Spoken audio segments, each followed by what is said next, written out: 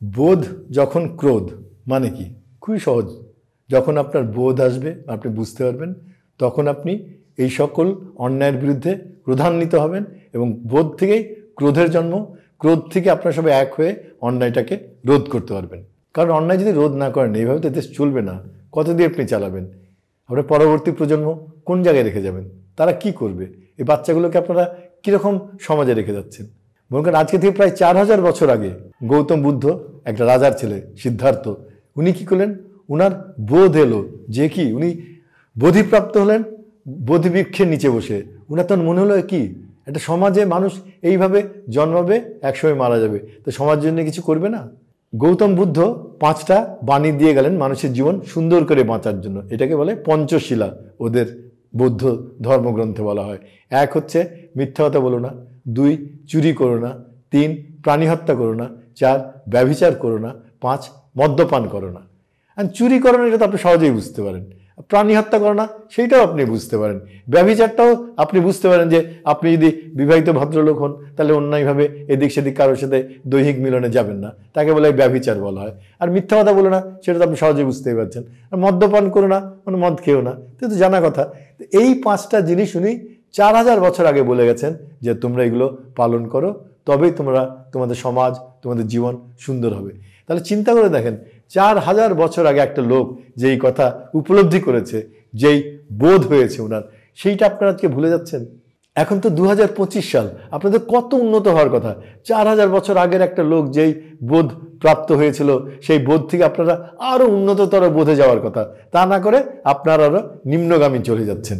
যেই জন্য যে আমাদের জাকির হোসেন স্যার বলেছেন, এখন বুদ্ধিবৃত্তি মাথা থেকে পায়ে নেমেছে। মানে বইয়ের দোকানগুলো এখন সব জুতো বিক্রি করে, জুতার দোকান হয়েছে। বুদ্ধিবৃত্তি মাথা থেকে পায়ে নেমেছে। এই হচ্ছে আমাদের সমাজ। এখন আপনারা যদি একটু চিন্তা না করেন, আপনাদের চুরি মিথ্যা কথা বলা না থামান, এগুলো চলবে? আজকে যদি আমি বাজারে যাই, তরকারিওয়ালা আমাকে ঠকাচ্ছে, ভাবলো হ্যাঁ হ্যাঁ খুব ঠকিয়ে বড়লোক হলাম। আরে তরকারিওয়ালা যখন ডাক্তারের কাছে যায়, ডাক্তার তখন ওকে ঠকায়, তখন ও ধরা খাচ্ছে না। তাহলে আজকে পুলিশ মনে করে হ্যাঁ জামিন বাণিজ্য করে খুব বড়লোক হয়ে গেলাম, কিন্তু পুলিশ যখন আর ফ্ল্যাট কিনতে যায়, তখন ডেভেলপাররা ওর গলা কেটে দেয়। এইভাবে যদি সমানে একে অপরের গলা কেটেই চলেন, তাহলে হবে? এই যেন একটা চেইন রিয়াকশন শুরু হয়ে গেছে। ও ওকে ঠকাচ্ছে, সে তাকে ঠকাচ্ছে, এইভাবে ঠকাঠকি করলে হবে? আমরা বাঙালি নই? আমরা কি জন্য 71 স্বাধীন হলাম?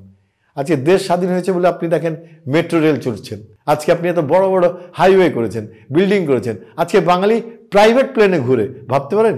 যেই বাঙালি যারা রিক্সায় ঘুরতো, ঠেলা গাড়িতে চড়তো, গরুর গাড়ি ঘুরে বেড়াতো, সেই বাঙালি ছেলেগুলো, সেই পেটমোটা গ্রামের ছেলেগুলো, সেই ভেড়া মারার অখ্যাত গ্রামের ছেলেগুলো আজকে কত ধনী হয়ে গেছে। তাদের কই নৈতিকতা তো ডেভেলপ করেনি। বস্তা টাকা খাটের নিচে কেন? ব্যাংকে টাকা রাখলে তো ধরা পড়ে যাবে। আর তুমি টাকা খরচ করতেই না পারো, টাকা যদি তোমার কোনো কাজেই না আসে, তো এই টাকা আয় করে লাভ কি? বস্তা টাকা খাটের নিচে রেখে দিয়েছো, এদিকে ব্যাংকে তারল্য সংকট। এটা কোন বাঙালি? কি তার? তোমাদের বোধ কেন জাগ্রত হচ্ছে না? তোমরা এবার একটা জাগো, এবার তোমাদের বোধ জাগ্রত হওয়া উচিত। এইভাবে দেশ চলে না, এইভাবে তুমি একটা সমাজ চালাতে পারো না। তুমি ব্যক্তি যা ইচ্ছা করো, তুমি চলে যাও সমাজের বাইরে যেয়ে, তাহলে হিমালয়ে যেয়ে তুমি চুরি করো, এইখানে কেন? এখানে তুমি কতগুলো লোকের ক্ষতি করো। আজকে তুমি এই যে হকারদের টাকা তোলো, কেন? এই হকারগুলোকে তুমি চাকরি দিয়েছো? চাকরি তো দিতে পারো না, তাহলে ভিক্ষা করো, লজ্জা করো না তোমাদের? এদের থেকে টাকা নাও। এই বোধ কবে জাগ্রত হবে আপনাদের? বারবার বলা হচ্ছে আপনাদের বোধগুলো জাগ্রত করেন।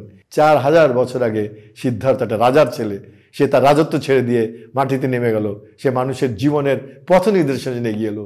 সে বলল, তোমরা সবাই মিথ্যা কথা ছেড়ে দাও, চুরি ছেড়ে দাও, প্রাণী হত্যা ছেড়ে দাও, ব্যভিচার ছেড়ে দাও, মদ্যপান ছেড়ে দাও, দেখবে তোমাদের জীবন কত সুন্দর হয়ে যায়।